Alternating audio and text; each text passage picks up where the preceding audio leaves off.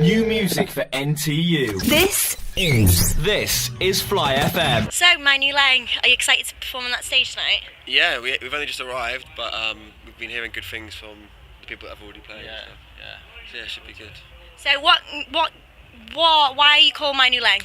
One day did you just think, My Nu Leng? We were just quite young and I think quite drunk.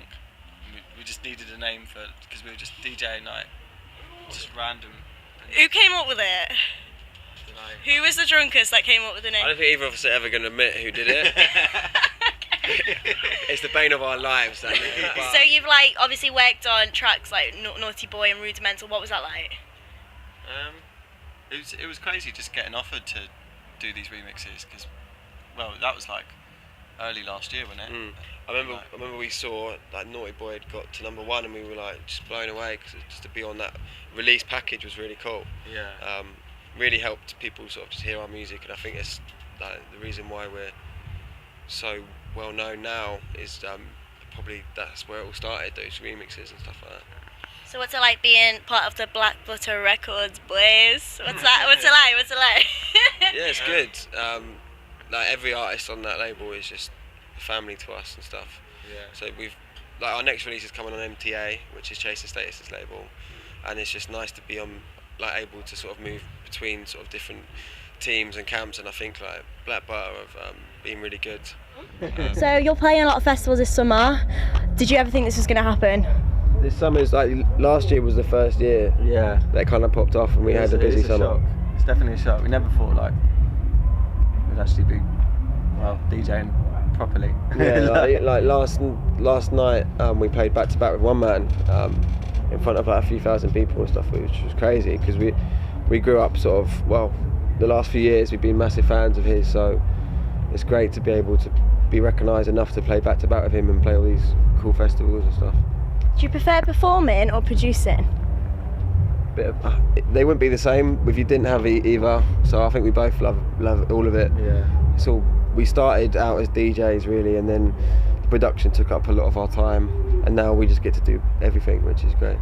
Cool. So you've made a little home in Bristol, the music scene, the underground music scene. Do you think it's getting the recognition it deserves now for the sort of music that? Definitely. I think this music's really strong at the moment. You've got I think it's thanks to Disclosure and stuff. You've got house in the charts, and people are kind of delving a bit deeper now and going into the more underground stuff. And I think it's proper healthy at the moment. I think Bristol has always been a mecca of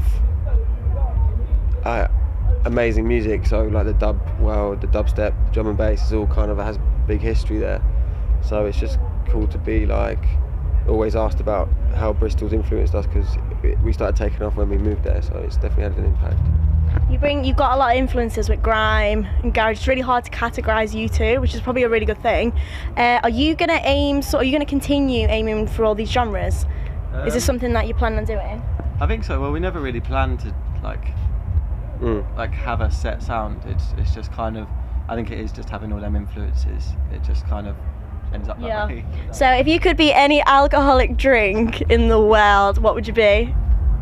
Stella Artois. That's controversial. I'm not a wife beater or anything. You see, I wasn't going to say it. I actually was. I just think it's a nice lager, to be honest. It's a nice lager. What about you then? I don't know. Actually, I had some 6 strawberry daiquiri. Daiquiri, yeah. You were smashing them last night. This guy at the place we were playing at, who owns it, was just smashing them out and just brought loads out, and they were going down a treat. So maybe I'll be that instead of Stella. Okay. Less controversial. I feel like you are that now. You've probably drank so much. You're just you're just consumed. What, the strawberry? Yeah, strawberry? You are just strawberry daiquiri. Oh, What would you be? I ain't got a clue. What would you always order at the bar? What's a good safe drink? I don't know. Just don't know, anything, just anything, whatever. just get it in. Oh my goodness. Okay. Our rider changes so much. We get bored of drinks and then we have to change it. I think I used to get too ill. Vodka was the one that was killing me off. And then we drank brandy every day for a good year or something. Not really into brandy. No, I'm a bit bored of it now. So have you got any dressing room sort of rituals before you go on stage? What gets you pumped to get on stage? Because I'd be real well nervous.